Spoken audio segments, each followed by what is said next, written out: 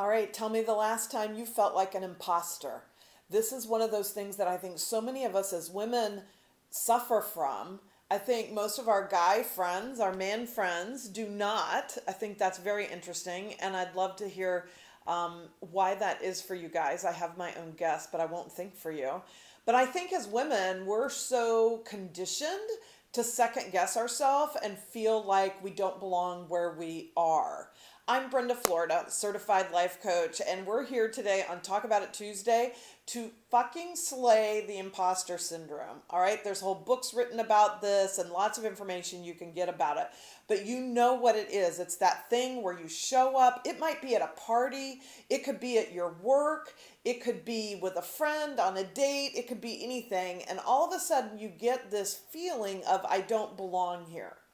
And generally, that's because we have just gotten a little bit outside of our comfort zone, maybe, right? Reached for something and got it. Like the first time this happened to me when I was really aware of it was the first really big promotion I got. So I had been in real estate, which, of course, in sales, you don't really get promoted and whatever. So, whatever. I was in sales. I worked for another real estate agent for a while on a team and, whatever. We did our business and that was great and I was good at it. And I thought I was good at it. And then I asked to be the manager of the office that we worked in. And when I took that, I asked, I did my pitch, they said yes, I'm totally excited.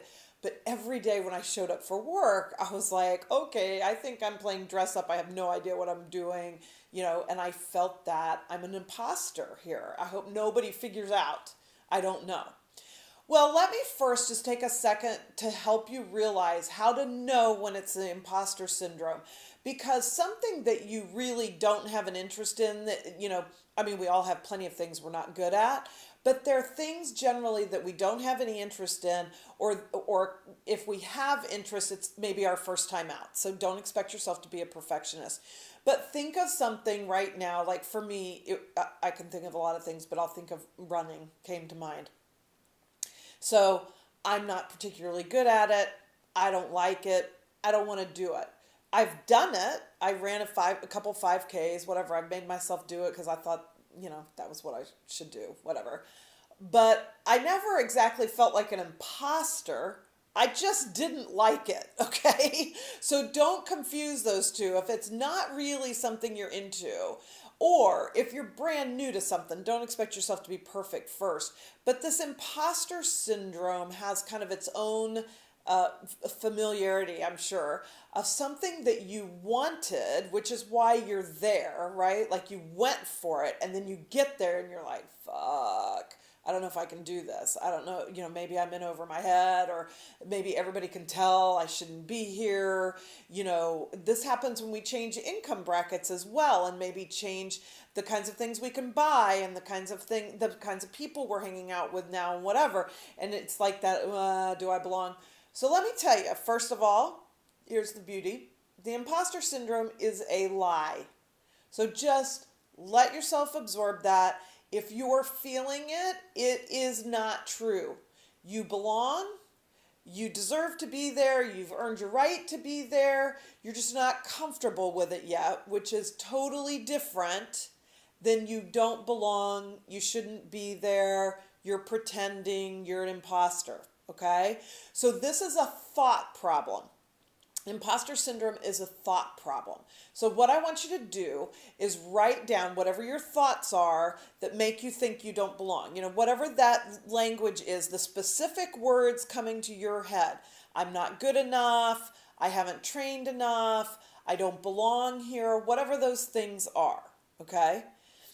And then I want you to do this one simple thing. Now, this is just one process out of a 5-step process in my program, Think Your Way to Success, which is coming out any day now, probably by next week, like mid-December. So if you're seeing this after that, hop on over to my website now because it's probably there under programs. But I want to give you just this one piece of this, and this is why this process I call Think Your Way to Success is so powerful. This is just one little piece. I want you just to consider, be exactly where you are in the new job, in the new income bracket, trying the new thing like running or, for me, it's going to be surfing. whatever that you want. Okay, first of all, it has to be something you really want. Okay, so get straight on that. Don't try to do this if it's not something you want to do. So you really want it, you went for it, you're there, and you're feeling that imposter syndrome. So just remind yourself that's a lie, write down those thoughts, and then ask yourself, who would I be without the thought? I'm in my new job, but I'm not having the thought I'm not good enough. I'm not having the thought I don't know enough. I haven't been trained enough. So let me tell you how that works. So even a situation like a thought like I haven't been trained enough, if I'm brand new in a position and I'm having that thought and it's making me feel like an imposter, without the thought, I can have the awareness that, ooh, I need to add some skills to my repertoire, right?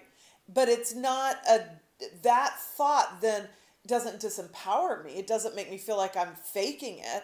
I mean, who doesn't need training or to learn new skills to level up their game in anything, athletically, with our bodies, with self-care, hell, with our sex lives, in our professions, in our relationships, whatever. We all need to be adding new skills, right? So the thought, I need to add a new skill, is only diminishing if it connects to an I'm not good enough, or I should know this and I don't, or whatever. So get yourself to the situation you're in without your thought that is connected to feeling like an imposter, and then look at that situation without that thought. Oh, I'm in a new situation. I may need to learn some things. I need to ask for some help. I may need to, give myself some time to settle in. Oh, this is all normal, just part of the process. Then that's where the empowered mind starts to think, right? The truly empowered mind doesn't think she's perfect. That's not the ego puffing and blowing that, I need no help and I'm perfect and I get this right away. That's not the empowered mind. The empowered mind knows exactly what they're good at, exactly what they're not, exactly where they need help, exactly where they need growth, and they don't mind asking for it. That's empowerment. So I hope you'll use this. I'd love to hear how it works for you. And watch for my program, Think Your Way to Success. It'll be on my website under programs, brendaflorida.com, because that's going to give you even more. You'll get additional ways in that little program for how to bust through and slay these thoughts that would want you to believe you're an imposter, because let me tell you, you are not. You're exactly where you should be. I'm Brenda Florida, certified life coach, and I'm so glad you were here for Talk About It Tuesday. Let me know how this worked for you.